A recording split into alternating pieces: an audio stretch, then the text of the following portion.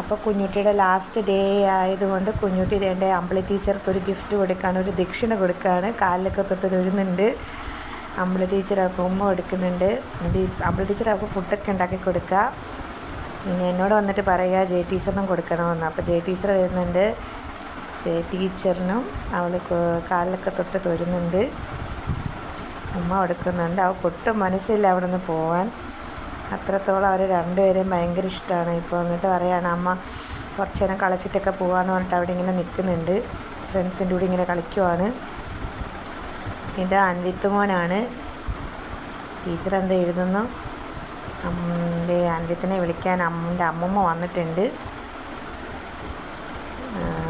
അയ്യോ, അത് അൻവിത്തുമോനല്ല, ഇരിക്കുന്ന നീരിക്കുട്ടനാണ്, നീരിക്കുട്ടൻ. പിന്നെ കുറേ കുട്ടികളൊക്കെ പോയിട്ടുണ്ട്. ഇപ്പോൾ ഇത്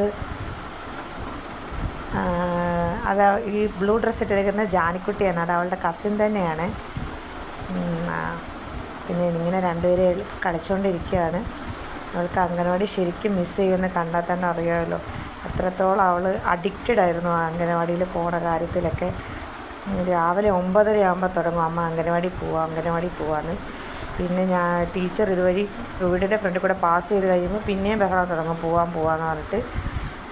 പിന്നെ അങ്ങനെ ടീച്ചർമാർക്കാണെങ്കിലും അവളെ ഭയങ്കര മിസ് ചെയ്യുന്ന വിഷമമുണ്ട്. അപ്പം എന്താ അൻവിത്തുമോൻ പോവുകയാണേ. ടീച്ചർ എല്ലാവർക്കും ബാഗൊക്കെ പാക്ക് ചെയ്ത് കൊടുക്കുകയാണ് പോവാൻ.